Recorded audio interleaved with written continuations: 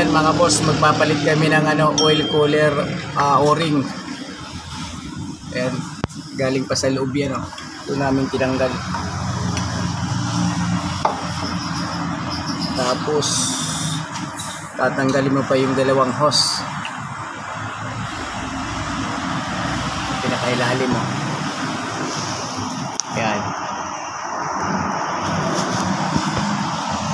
So ito na yun, natanggal na namin.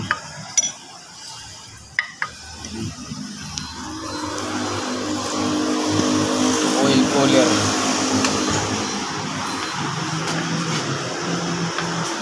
So ito, kakalasin natin ito sa gitna kasi nandito yung o-ring.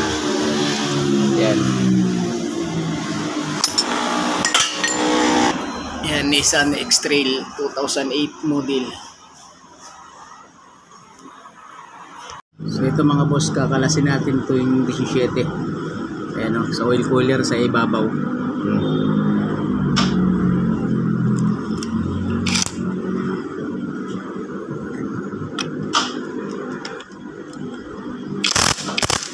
Yan.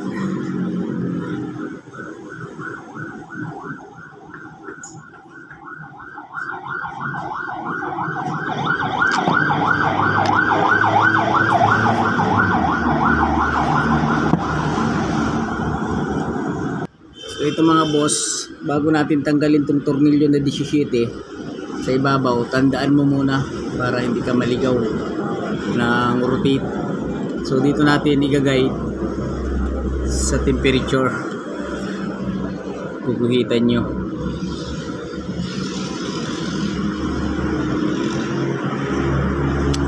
Para palatandaan lang ba na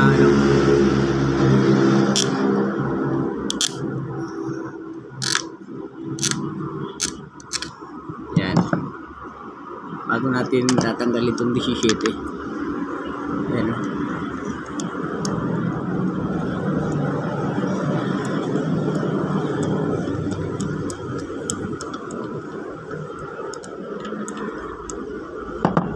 Oil cooler.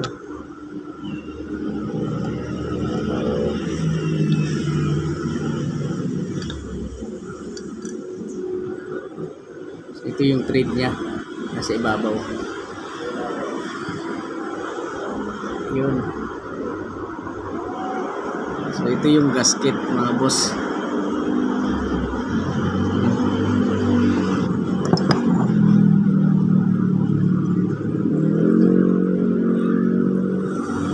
So ito yung gasket niya, malaki. Kulay orange.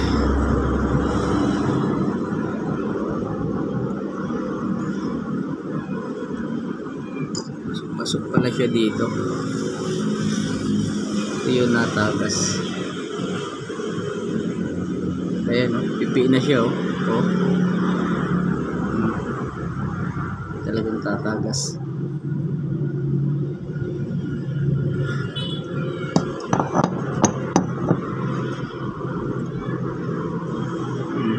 Parang sa oil filter din palang itsura nito.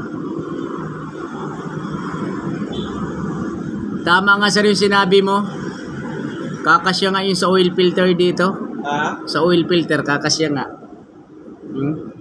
Eh siya natagas kasi ito na napipi na siya. Ayan nagpipi. Yung o-ring na nabili mo, ito yung malaki? Hindi, malaki. Malapad. Pero malapad Yan mga busing, malapad pala.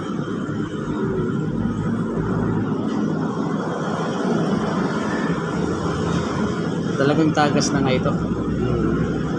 Ito no? Ito sa ito design to design yan. Hindi na siya dito yan Hindi na siya dito. Yan, nipis na. Ganito ba yung sa tol? Sa oil filter. Oil filter? Tingnan nyo natin sa riyan. Kasi kaya? Parang ang liit. Malapis ko doon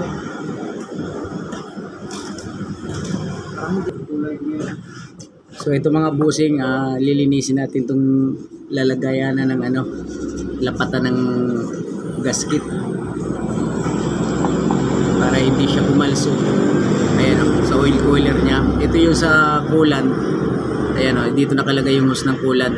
Kasi ang purpose nung ano na ito, oil cooler, papalamigin niya yung ano, tubig ay langis, papalamigin ang langis ng ano, coolant niya. Kaya siya magka ano dito, langis sa loob, tapos dito coolant or tubig. Ayan o. Dito na daan yung langis mga boss. Ayan o, butas na yan o, dalawa. Tapos nakaganito ito dito. Ayan yung coolant. Ayan. Kaya nga siya oil cooler. Sa Nissan X-Trail 2 2008 model. Ayan o. Ayan o, lapat yan dito. So antayin pa natin yung bago or gagawa na lang ito ng paraan na ilalagay natin. Okay, eto mga brad, ayan, nalinis na natin ng maayos yung paglalapatan ng gasket. Ayan o, kasi walang mabili, walang makuha nito. Ayan o, bibihira lang itong oil seal na to sa oil cooler. Kaya ang gagawin natin, sisilan na lang natin to kasi yung sa oil filter, so walang kakasya. Ayan o, ito yung gasket ng oil filter sana, so kaya nga lang medyo maliit siya. So isisilan na lang namin to dito. Ayan, nalinis na ng ayos yung cooler nya. Ayan. So ito, lalagyan na natin ng coolant. Ayan o, sorry, sealant. So ito nga palang gagamitin nating sealant. Ayan, Beta Gray. Yun.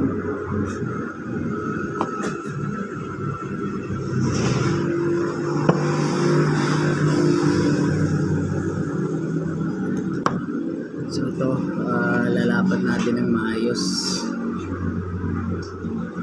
Ayan. Para talagang pasok.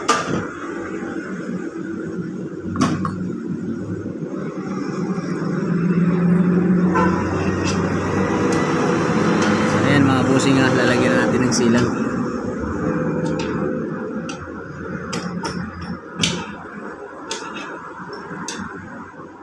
Ayan o. Ayan, isingit nyo dyan sa gitna.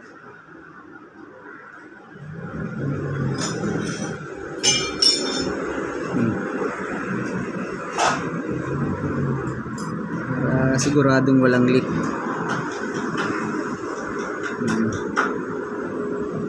Kasi nakalubog na yung gasket nya. Ayan, natagas na siya. So pitpit na talaga yung oil seal. Ayan, lalagyan natin sealant sa ilalim tsaka sa ibabaw.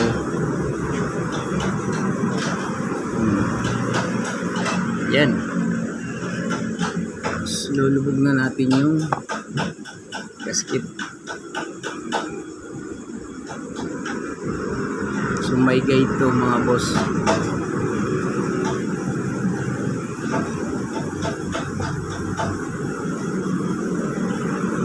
Kailangan i-guide nyo siya, yung hindi nakaumbok.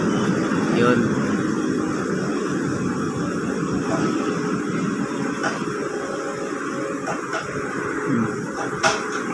So ito i-guide nyo yung gasket nya kasi nakaumbok yung ano, kabila, yung gilid-gilid meron siyang ano, pinaka-guide. So kailangan i-fit nyo siya doon sa ano, yan o.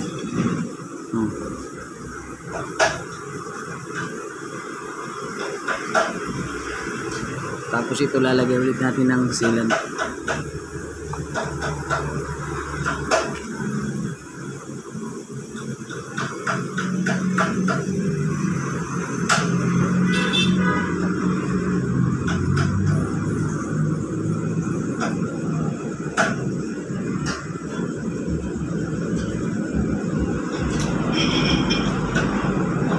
Tingnan lang natin kung tatagas pa ito.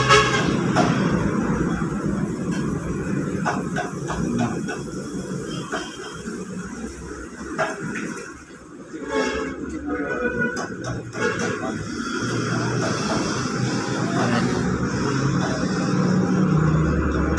Ganun lang yan mga brother pag nagawa kayo ng ano, oil cooler, repair na lang to kasi walang makuhang gasket nga. O diba? So asimbulin na natin. Ayan, kakabit na natin.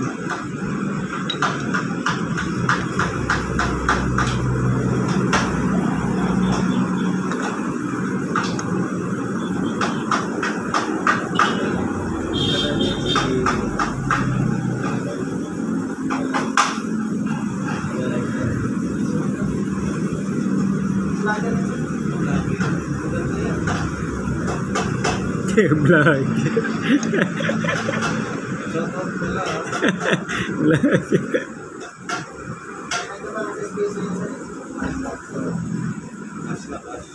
Oo, nakalala.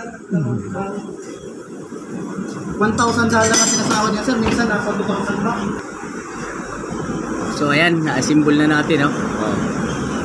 Babalik na natin doon. Okay. Doon na siya. So ito na mga boss, yung oil cooler.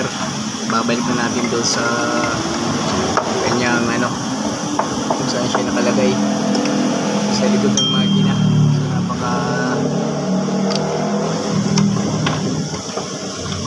So ano, sikip. Yun, pasok. Yun. Oh, ayan na. Sabi ko kahirap yan mga boss.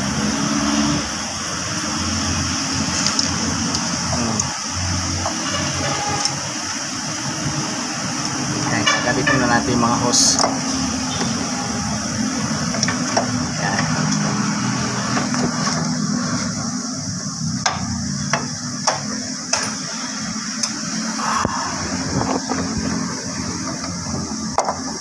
Kagabitin natin yung hose.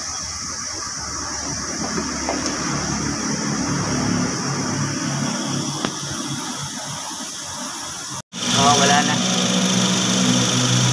So, maayos na siya.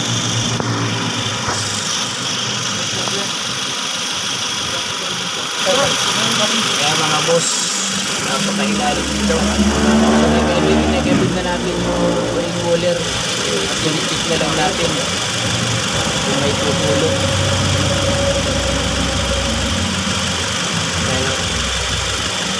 Wala naman na, oh. Ang kapagalas ko, nabulong ko. Nabulong. Nabulong ko lang. Boss, punuin mo pa daw yung ano. Sarado mo daw yung radiator. Sarado ko na boss. Tingnan natin kung may pressure. Sarado ko na boss. Kasi baka magkaroon ng leak yung hose eh. Oo, kailangan